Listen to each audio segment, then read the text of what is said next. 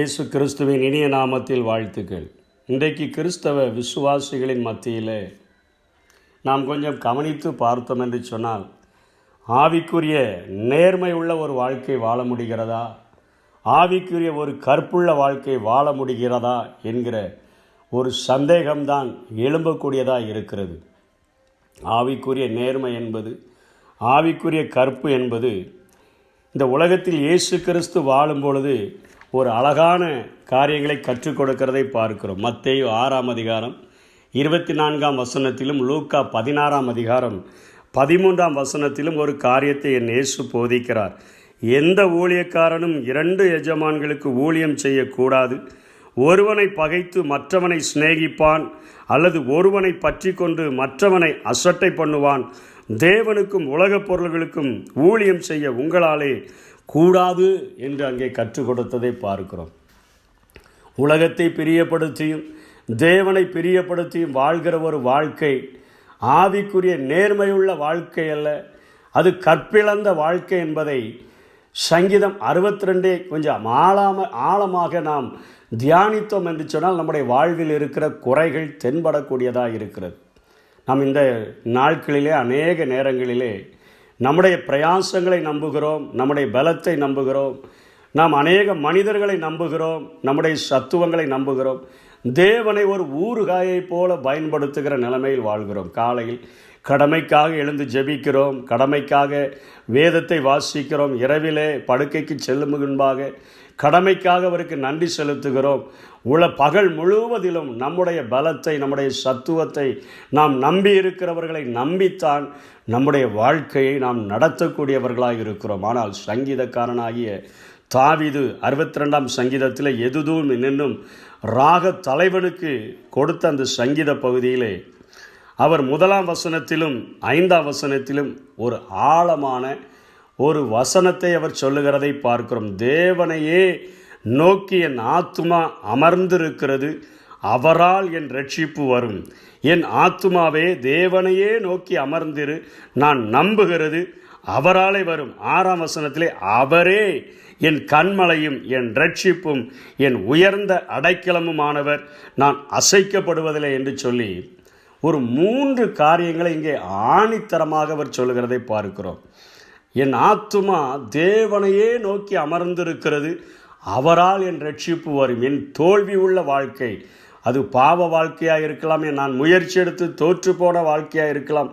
தோல்வி, என் வாழ்வில் உள்ள எல்லா தோல்விகளையும் மாற்றி என்னை வெற்றியுள்ள வாழ்க்கைக்கு நிறுத்துகிறதற்கு தேவன் ஒருவரால் மாத்திரமே முடியும் என்பதை ஆணித்தரமாக இங்கே சொல்லுகிறதை பார்க்கிறோம்.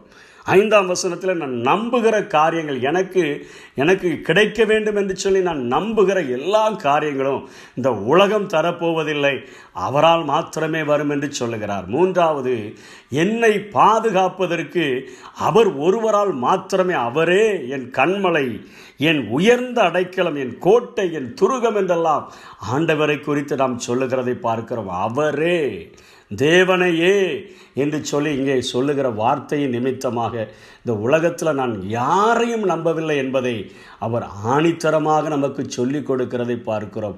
இந்த வார்த்தைகள் நமக்கு இன்றைக்கு ஒரு சவாலாக அமையட்டும். அவர் சொல்லுகிறார், கீழ்மக்கள் மேல்மக்கள் என்றெல்லாம், கீழ்மக்கள் மாயையும் மேன்மக்கள் பொய்யுமாமே என்று சொல்லுகிறார். ஐஸ்வர்யம் விருத்தியானால் இருதயத்தை அதின்மேல் வைக்காதேங்கள் என்று சொல்லுகிறார். இது எதை உணர்த்தக்கூடியதாக இருக்கிறது? கீழ்மட்டத்தில் வாழ்கிற மக்களையும் மேல்மட்டத்தில் வாழ்கிற மக்களையும் ஐஸ்வர்யத்தின் மிகுதியையும் நீங்கள் நம்பி ஏமாந்து போகிறாதுங்க. உலக பொருள்களை நம்பி, உலக மக்களை நம்பி, உலக ஐஸ்வர்யத்தை நம்பி போயிடாதுங்க. அதனால் ரட்சிப்பு வரப்போவதில்லை, அதனால் நாம் நம்புகிற காரியம் கிடைக்கப் போவதில்லை, அவைகளால் நமக்கு ஒரு பெரிய பாதுகாப்பு உண்டாக போவதில்லை என்பதை உணர்த்துவிக்கும் வண்ணமாக இந்த சங்கீத பகுதியில் அவர் சொல்லுகிறார். இன்னொரு இடத்துல அவர் சொல்லும்போது, தகப்பனும் தாயும் கைவிட்டாலும் கூட கர்த்தர் என்னை சேர்த்து கொள்ளுவார் என்கிற ஒரு ஆழமான காரியத்தை அவர் சொல்லிக் கொடுக்கிறதை நாம் பார்க்கிறோம். அப்போ நாம் என்ன செய்ய வேண்டும்?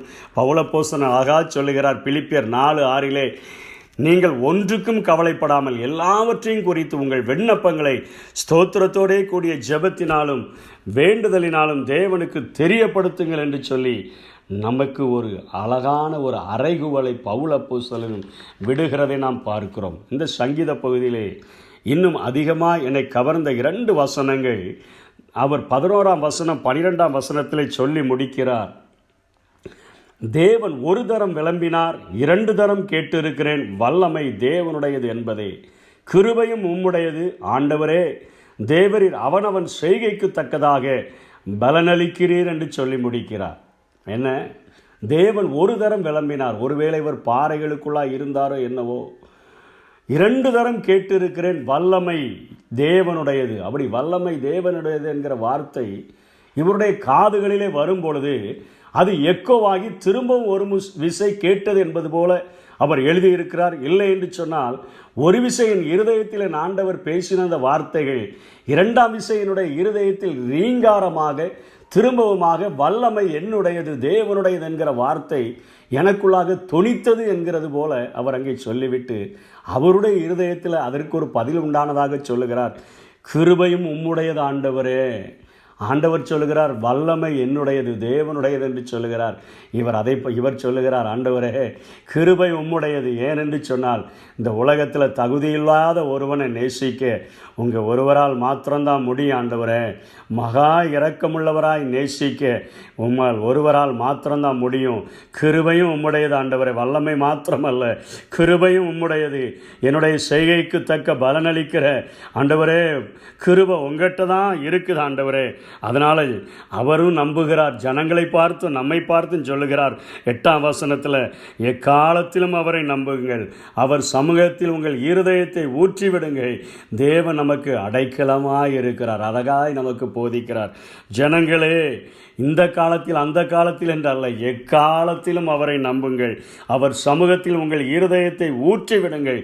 தேவன் நமக்கு அடைக்கலமாய் இருக்கிறார். வல்லமையும் தேவனுடையது, கிருபையும் உம்முடையது ஆண்டவரே. என்னை நேசிக்கிற அன்பு உம்முடையது. என் மேல் காட்டுகிற மனதுருக்கம் எத்தனை ஆழமானது, அதை நான் புரிந்து கொண்டேன். அதனால் முதல்ல நான் கொஞ்சம் அதிகமாய் அசைக்கப்படாமல் இருந்தேன். அப்படி தான் அவர் சொல்கிறார். 2ஆம் வசனத்தில் சொல்கிறாரு, நான் அதிகமாய் அசைக்கப்படுவதில்லை. அப்படின்னா நான் கொஞ்சம் அசைக்கப்பட்டேன்னு சொல்லி அர்த்தம். நம்முடைய வாழ்க்கையிலையும் கொஞ்சம் அசைக்கப்பட்டிருக்கலாம். ஆனால் இப்படிப்பட்ட ஆவிக்குரிய வாழ்க்கைக்குள்ளாய் நெருங்கி வாழ வாழ என்னுடைய வாயின் அறிக்கைகள் மாற மாற தேவனையே நோக்கி அமர்ந்திருக்க அவர் அழகாக சொல்லி முடிக்கிறார். 5ஆம் வசனத்தில் 6ஆம் வசனத்தில் சொல்லுகிறார், நான் அசைக்கப்படுவதில்லை. இப்போ நான் அசைக்கப்படுவதே இல்லை. முன்னாடி நான் அதிகமாய் அசைக்கப்படுவதில்லை, இப்போ நான் அசைக்கப்படுவதே இல்லை என்று சொல்லி முடிக்கிறார். அன்றைக்கு நம்முடைய வாழ்க்கையிலும் இயேசு இந்த பூமியில் வரும்பொழுது விசுவாசத்தை காண்பாரோ என்கிற ஒரு கேள்வியை கேட்டாரே. ஆண்டவரே, இந்த சத்தியங்களுக்குள்ளாக ஆவிக்குரிய நேர்மையுள்ள ஒரு வாழ்க்கை, ஆவிக்குரிய கற்புள்ள ஒரு வாழ்க்கை, ஒருவனுக்கு ஒருத்தி என்று நியமிக்கப்பட்ட அந்த சட்டத்தின்படி வாழ்கிற ஒரு வாழ்க்கை, தேவன் ஒருவரையே நம்பி வாழுவேன் என்று சொல்லி நம்பி வருகிற ஒரு வாழ்க்கை மாத்திரமே என்னில் நீர் வரும்பொழுது விசுவாசத்தை காண முடியும். அப்படிப்பட்ட வாழ்க்கைக்கு என்னை அர்ப்பணிக்கிறேன் என்று ஒப்பு கொடுத்து வாழுங்கள். கர்த்தர் மிகுதியான கிருபையினால் நம்மை நிரப்புவாராக. ஆமென். எக்காலத்திலும் உம்மை நம்பிடுவேன், என் இதயத்தை உம்மிடம் ஊற்றிடுவேன், அசைவுற விட மாட்டேன், என்னை அசைவுற விட மாட்டேன். என் ஆத்துமா உம்மை நோக்கி அமர்ந்திருக்கும், நான் நம்புவது உம்மாலே ஆகும். என் ஆத்துமா உம்மை நோக்கி அமர்ந்திருக்கும், நான் நம்புவது உம்மாலே ஆகும்.